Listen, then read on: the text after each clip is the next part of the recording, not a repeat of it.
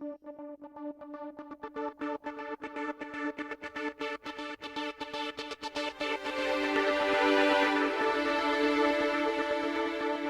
confirmed number of cases of the coronavirus in Los Angeles County comes to 193,788. The confirmed number of deaths reaches 4,701.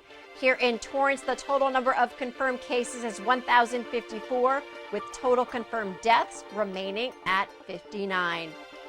Welcome to COVID-19 Today. I'm Leslie Robbins. It's 4 p.m. on Monday, August 3rd. Beginning the new week in the new month, Los Angeles County public health officials say they are cautiously optimistic as COVID-19 case counts begin to show a decline. Coronavirus hospitalizations are also dropping compared to last week, which could mean that recent closures, the public's efforts to mask up and social distance is working. For the past week, Los Angeles County saw a drop of nearly 12% in confirmed COVID patients. Dr. Barbara Ferrer, LA County's public health director, said she is hopeful that collective actions taken over the past couple of weeks have allowed the county to get back to the work of slowing the spread. In today's press briefing, Dr. Ferrer also shared that we must all do our part to protect ourselves and our neighbors, and it will take all of us to keep our communities safe. Officials say slowing the spread will help to get people back to work, kids back in school, and more industries and sectors to reopen. The county is also reminding the public the importance of continuing the trend in declining cases, as this will help get the county off the state's watch list. Officials encourage the public to continue to wear those face coverings when outdoors, avoid social gatherings, and ensuring our workplaces are safe for employees and customers. Los Angeles County continues to expand its testing capacity. In today's press briefing, health officials shared that now the county is able to test up to 55,000 residents a week, an increase from 40,000, which will ultimately help better reach vulnerable communities. More than a dozen new county-operated sites are now taking appointments, with the closest one to Torrance, located at the Beach City's Health District in Redondo Beach. The newly added test sites will allow for an additional 8,500 residents to be tested each week throughout the county. You can go to covid19.lacounty.gov/testing. The Los Angeles County Department of Public Health also announced a text-based survey that monitors COVID-19 symptoms across the county. The program is called Angelenos in Action. The weekly survey hopes to capture potential spikes and trends in real time and is designed to assist public health workers in understanding the spread of the virus and appropriately allocate resources to affected communities. Now, to participate, adults 18 and older living in Los Angeles County who have access to a cell phone can send and receive text messages and volunteer for the survey.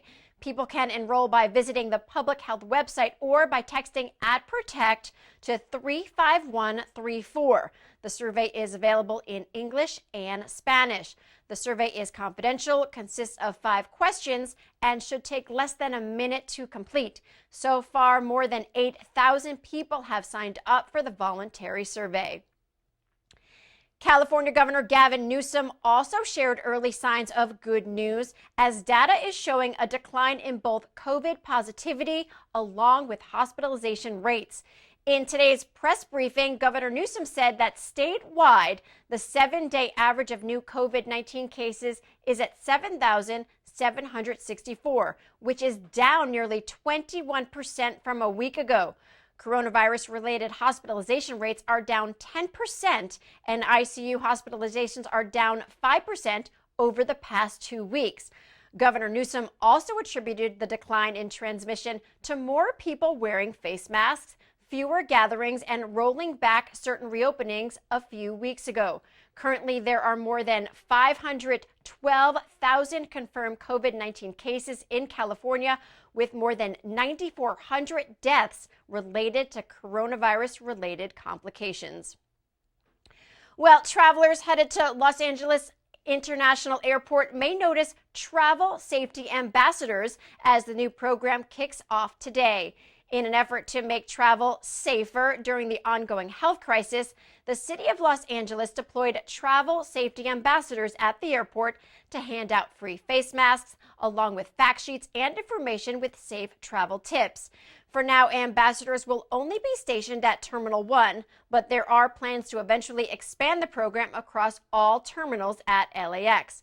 You'll also find more than 250 hand sanitizer stations at the airport, and earlier this summer, the Tom Bradley International Terminal began using thermal cameras that check the body temperatures of incoming passengers.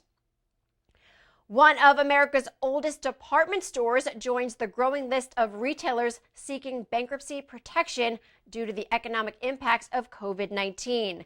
Lord & Taylor filed for Chapter 11 over the weekend, but had been struggling for some time now. Last year, Lord & Taylor sold to the French rental clothing company Le Tote Inc. and sold its flagship building on New York's Fifth Avenue after more than a century in the 11-story building. They joined roughly 40 retailers, including JCPenney, Neiman Marcus, Ascena Retail Group, and many more that have filed for bankruptcy protection so far this year, with about 24 of them seeking financial help since the start of the pandemic. Small business owners, micro entrepreneurs, and nonprofits across Los Angeles County are encouraged to take advantage of money available to assist in COVID-19 recovery efforts. Beginning today, the third round of the LA Regional COVID Recovery Fund opens to applicants again. The application period is for a short period only, so be sure to get online soon, as the deadline for this round is Friday, August 7th. Currently, there are 3 program components: grants, loans, plus coaching and technical assistance. Micro entrepreneurs are considered those who are independent contractors, 1099 workers, street vendors, or sole proprietors with revenues of $100,000 or less. They are eligible to receive up to a $5,000 grant. Small businesses who have a yearly gross revenue of more than $100,000 but less than $1 million, and nonprofits registered as a 501c3 organization that have an annual gross revenue of less than $1 million and provide supportive social services to low to moderate income individuals of families in LA County are eligible to receive a grant worth up to $15,000. The LA Regional COVID Fund is expected to disperse $3 million in aid through 6 total rounds, with finalists notified after each round. If you identify with any of the 3 categories, you're encouraged to apply at lacovidfund.org. Well, the United States Postal Service is getting some financial relief from the federal government. The U.S. Department of Treasury, under the CARES Act, will soon receive a $10 billion loan to keep it solvent at least through May of 2021.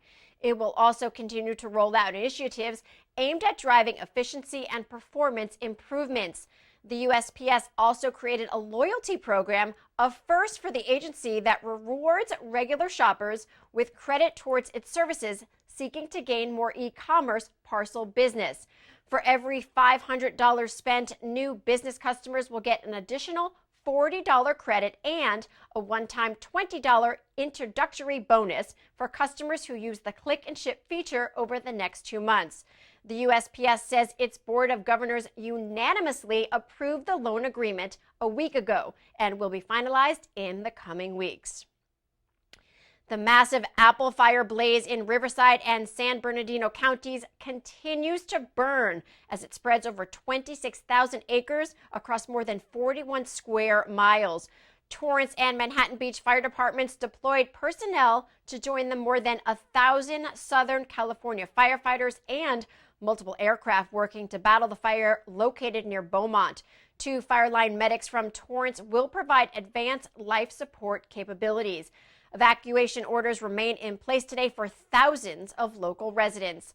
The apple fire, which is said to have started in 3 separate blazes, broke out on Friday and was fed by low humidity, a slight breeze, thick vegetation, and triple-digit temperatures. The fire is said to be 5% contained, and officials say the cause remains under investigation.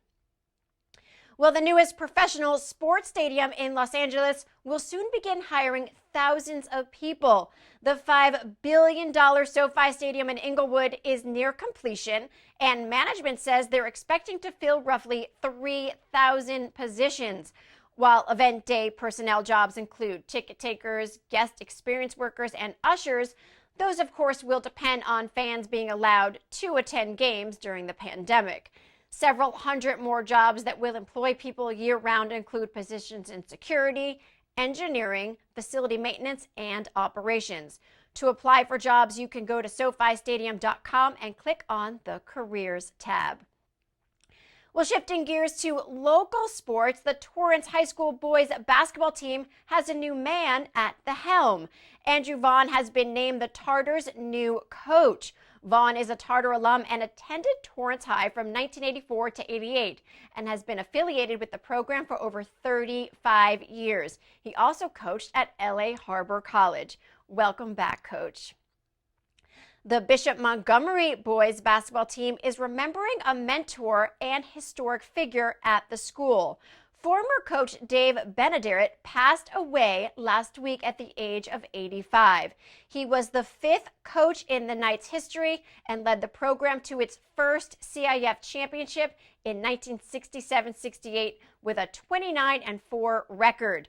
The Knights defeated San Marino 70-54 in the CIF AA championship game at the Long Beach Arena. That 67-68 team was actually inducted into the Bishop Montgomery Hall of Fame in 2012. In his 3 years at Bishop Montgomery, Coach posted a 59-21 record and earned the CIF and Torrance Press Herald Coach of the Year awards. Rest in peace, Coach.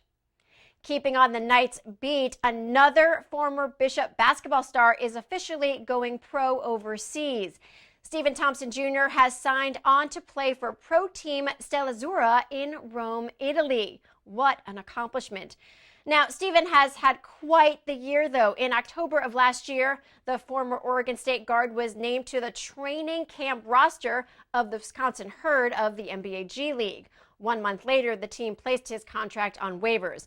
Fast forward a few months, he was then signed by the Erie Bayhawks, the NBA G League affiliate of the New Orleans Pelicans, from the player pool, but was waived again quickly thereafter. Stevie, enjoy Italy. I hear they have good pasta and wine. Already heading into the month of August, we want to hear how you're spending the last of the summer weeks and how you plan to make it the best one yet. No matter how big or small your summer plans are, we want to see how you're capturing each summer moment. Email us at covid19today@torranceca.gov. Well, before we go, at the end of each program, we like to share stories from our community. Feel-good pictures, images, and videos that remind us all of how resilient our community is and how Torrance truly cares. During the pandemic, the city's adaptive recreation program has worked to stay engaged with program participants. While the health crisis has been especially trying for individuals with special needs, city staff has been hard at work to keep PALS members busy and engaged. On Monday nights, a fun Zoom activity is scheduled, including karaoke or bingo. And then Saturday morning, Zoom fitness workouts and step challenges offer a means to stay engaged and active while staying safer at home. What a great way to show how Torrance cares for all of its residents during these trying times. If you have a great story to share or just want to say hello, send us an email. We'd love to hear from you. And that is our update for COVID-19 today. We hope you'll join us again tomorrow at 4 p.m. as Colleen Farrell brings you the latest updates. Please be safe, stay healthy, and thank you for tuning in. We'll see you next time.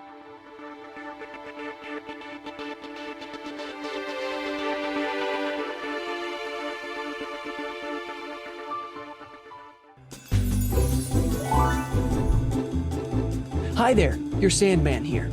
I know a few things about getting a good night's sleep, and I've seen you tossing and turning about how to get rid of that lumpy old mattress. But dumping it in an alley or parking lot, what a nightmare. It's awful to look at, and illegal too. But hey, you can recycle it for free and start sleeping soundly again. I'll even throw in a few sweet dreams. Visit buyebuymattress.com to find your nearest drop-off location. Behind every 2020 census taker's mask is a friendly neighbor. They're teachers, retirees, vets, people committed to doing right by getting the count right. If you haven't responded yet, they'll be stopping by to ask some simple questions that will inform how billions in federal funds are spent on local services every year for the next decade. So when they come knocking, say hi from a safe distance and do your part to support your community. Time is running out. Shape your future. Start here at 2020census.gov.